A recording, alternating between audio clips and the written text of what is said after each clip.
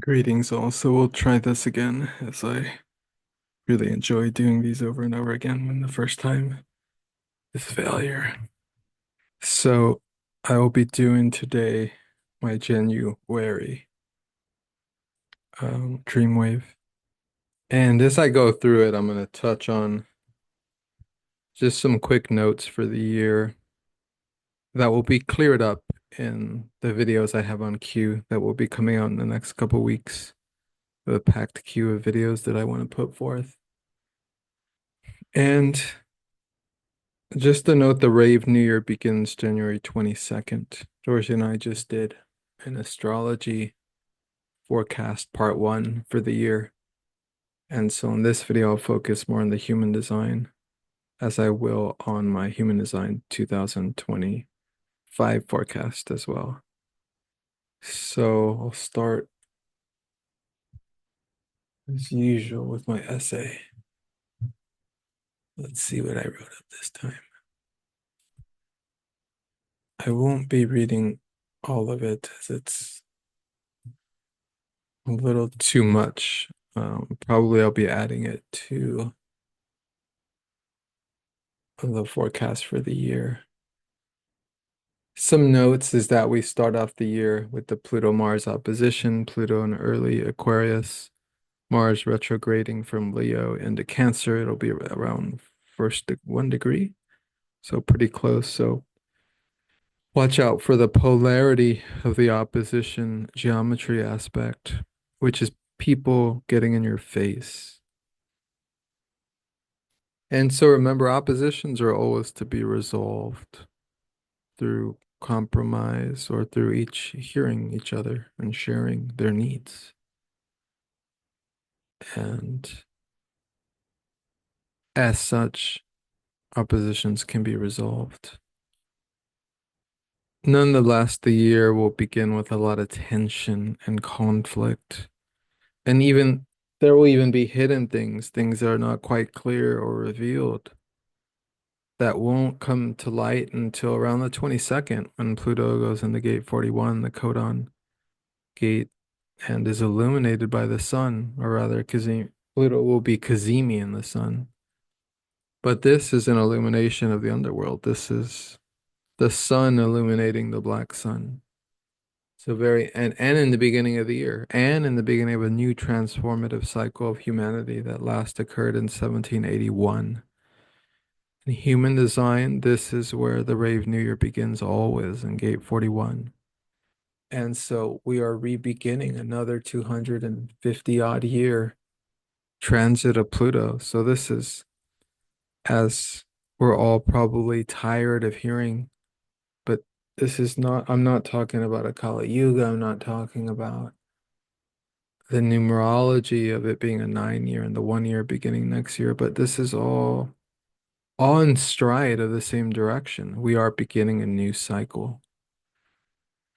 And the last time this cycle occurred in 1781, the human design of man was a seven-centered being, where, well, it was a seven-centered being becoming nine-centered. And so this time there are changes in the 41, that gate, which is changes in our genetics, which is changes in our solar plexus center, and the navel thus becoming more aware, and the mind becoming less aware or less available for utility and use, because we are not mental beings, despite what Western civilization may have carried forth with its over concentration on the mind, on the top heavy nature of a structured reality where people are rewarded for living in their head. If we look at culture even deeper, like, we're rewarded for lack of compassion.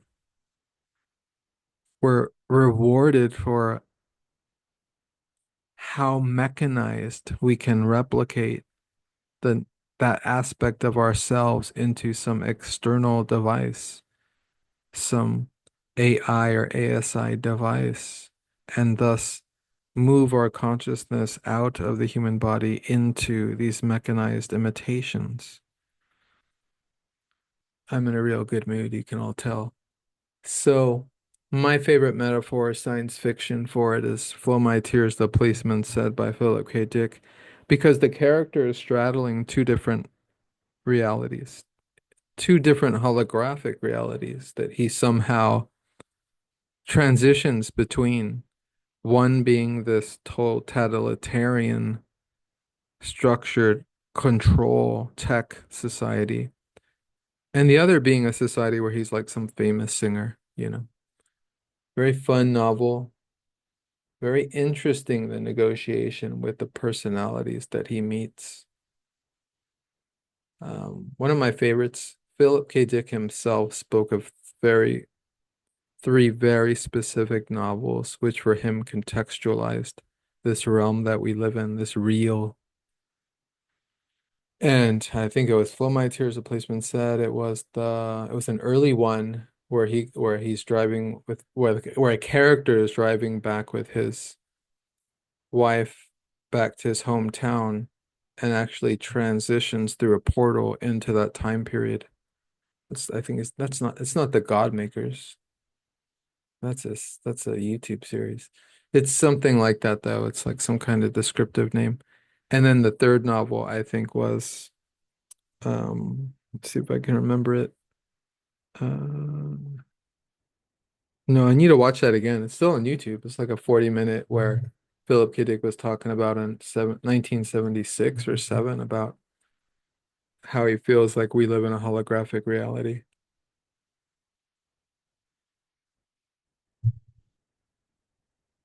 There are early precursors, of course.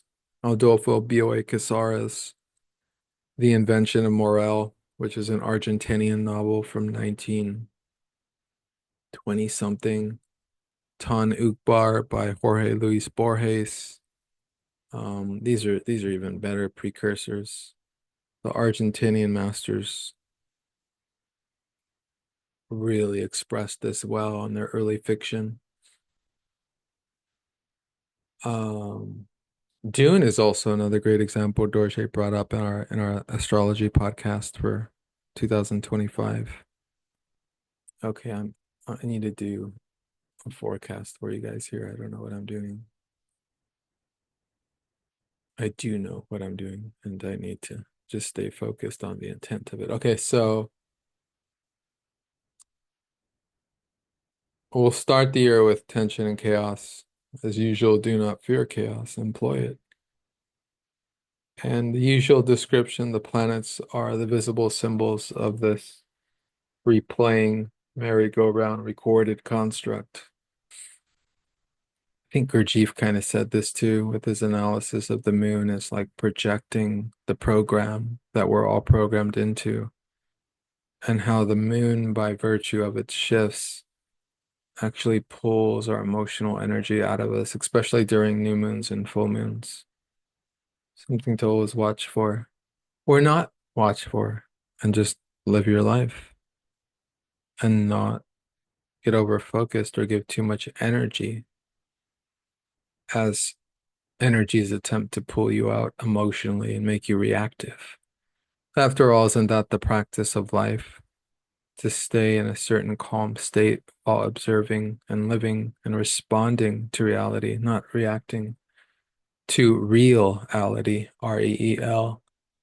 So the stars are the dust we are comprised of, the chart graphs, the area wherein which we project out and play our stories in this creatrix. The purpose of this realm, it seems, is to play out what we do not yet understand. Life is it's not life. It's this real, whatever it is a stage play, an exercise of free fate. And in Human Design, Ra talks a lot about how, in essence, we have no choice. The personality side of the design chart expresses itself in its observation as a passenger in the vehicle, in the body, trusting the body's intelligence, and the body moving forward by the magnetic monopole in the chest region, which pulls forth for us the experiences and the people that we're supposed to have in our lives. Now, the 10 planetary lights code a holographic projection of color rays that form our collective reality or amnesia. Astrology and human design are the interface, the symbols we use to describe, play, replay and directed back to our limited or unlimited selves. The sun, as it moves through Capricorn this month, will tarry forth with practical and ruthless gestures of power. The drama of the world stage must be in motion. Expect lights, camera, and action on all densities of world stages as usual, especially with the focus on, celebrity culture and its disgusting forays into manipulation, especially of a sexual nature, and more revelations and more people being held to what they're responsible to for what they've done to others and themselves. In essence, we're observing the first vestiges of Pluto's efforts to scrutinize and destroy what is not authentic in the collective and with those who represent the collective, or rather oversee or rule it. So this is our leaders, this is our entertainers or what is it? To taint, entertainment. And so they will be put to the task of being responsibility for what they've done to each other and themselves and humanity as a collective is starting to see clearly what's been done. Everything is backwards, everything is in reverse. The organizations that seek to help children actually traffic in children. The the institutions that have been implemented to help us actually poison us. And this we're all kind of learning, not just some of us who've been aware of it for a long time, but all of us are seeing the facts of this as it's being revealed. And now what else? Pluto moving into gate 41. So the nodes moving in the Pisces will bring a focus on health. The South Node in Virgo will bring a reversal of the focus on Virgo aspects, which is being stuck in the mind, overthinking, overanalyzing, having to figure things out, having to have the facts. We're not going to have time for that. The outer planets are moving into air and fire. They're masculine planets, signs that outer planets are moving into. All of them, except for Cancer. Cancer will be moving into Jupiter and perhaps giving us some hope of balance. Jupiter is very powerful. It accounts for a lot of the neutrinos, the most actually, other than the sun. So perhaps it will present some sort of balance. Now we are leaving the mind behind and embracing faith in the frequencies that we resonate with. Starting off the year, the nodes will be in gate 25 and gate 46. Gate 25 is about compassion for all. About March, Saturn will go into the 25, freezing that up and putting a stop to that. So there will be moments where we will lose compassion. We will lose our inability to express that and become cold as Saturn kind of freezes that energy. Neptune will be there too, though. So we'll observe how Neptune affects that movie. Now, January 13th is the new moon in gate 39, the gate of provocation, carrying forth the theme of testing old and new ways of reality, testing our leaders, testing our cultural leaders, testing for what is not authentic. This will be in Cancer, 23 degrees. On January 29th will be the full moon in gate 19. This is an Aquarius gate. And 19 is about inclusion. And that'll be at 9 degrees Aquarius. The sun will go into gate 38 early as January begins. And gate 38 is about what's important to fight for. And this will be around the time that Pluto and Mars are in opposition. And if I haven't already noted this, I can't tell now because I've done a couple of videos or repetitively have done this video. So Pluto will be in Aquarius and Mars will be in Leo retrograding slowly into Cancer and then back out forward and then into Virgo mid-year. As I see it, these polarities, these oppositions is something to be resolved. All oppositions have something in common, so there's some way to connect, to resolve. This can manifest as people getting in your face or you getting in someone's face. So look for the resolve. Stay in the sidelines this first week of January. It is very intense and it starts very soon, a day or so. On January 15th, the energy will begin to wane. Sun will be in the gate 54, which is not a less annoying gate. Actually, it's a very kind of obnoxious expression of energy. It's very ambitious, it needs recognition, and it comes off the root center, so it's very adrenalized, like the 41. And so the energy will still be intense. On January 11th, the sun will go into 61, so it'll lighten up with the inner truth of lightness. And this is a very love and light type gate, looking for light. And it'll be around the time of the new moon. On January 22nd, this is the Rave New Year. This is the true beginning of the year. I should even put a line of distinction there. That's satisfying to me. And so this is about vision, imagination, fantasy. This is adrenalized from the root. So this is what humanity wants to make into reality. Now remember, everything you imagine doesn't necessarily have to become a part of the reality. Sometimes imagining is just enough. But with Pluto here, whatever fantasy or vision is not authentic will be destroyed. And in order to focus the energy of what is manifested into this realm, Pluto will limit resources here. This gate is about limited resources. That's why it's ruled by fantasy. Fantasy does not cost. Perhaps it costs personal energy, but it does not cost external resources. So regardless of all the fantasies we carry as a human species, the ones that we bring forth, that we manifest forth, will have to be put into precision, into exactingness, into focus, into the goal. Is this what we want? So this is going to be very important for the year. As many of us can see, we're transitioning with technology and new worlds and spaces are opening up, especially with all the outer planets and trine and sextile with that minor grand trine coming before mid-year. This kind of nexus vortex point. And I'll be getting into that in another video. Around the 27th, near the end of the month, the nodes will switch again. But they'll remain in Pisces, but they'll switch out of the 4625.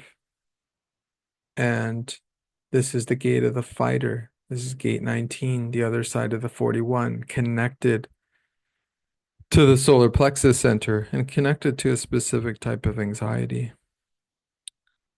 And this will be around the time that the node shifts, as I noted. Fires of air will be the outer planets soon. In general, this is where the planets will be as we begin the year. Sun in Capricorn, Moon in Aquarius, Mercury in Sagittarius. Now, Mercury in Sagittarius definitely goes the opposite extreme. It doesn't think or analyze things prior to acting. So it can definitely act too quickly. Venus in Aquarius is kind of cool. Mars in Leo, there's too much fire there. There's too much heat. Mars is about heat and action. Leo is fire. So you Leos, watch out. You could have some health issues going on with too much heat in the body. Jupiter is still in Gemini before it goes to Cancer mid-year. So Jupiter is expanding the mind, expanding innovation and creation of technology. Saturn continues in Pisces to limit imagination and to limit what it is we're manifesting. Uranus continues in Taurus, but will be moving into Gemini mid-year, creating much more innovation and technology. But right now, it's still messing with the Earth. So, a continuation of earthquakes, hurricanes, storms, even tsunamis this year is still very likely, as these endless predictions have been made over the years have not seemed to be coming true, or they have, but very slowly and gradually. Neptune in Pisces continues with its deception, its dreamlike quality of creating this movie that it's created over the past 15 years of, oh, we have to accept everyone and everything. And there's a great beauty to that. But that's coming to an end as we focus on the individual, on the individuation and the lone warrior of Aries. And that begins a new movie for the collective. And then Pluto is the most powerful planet of this year. I wanted to call and I may still do it when I do my human design 2025 year forecast. I want to call it Pluto's Revenge. Pluto will also be out of bounds this year from an astrological point of view. And that's it. Hope you guys enjoyed. Like and subscribe, and more videos coming.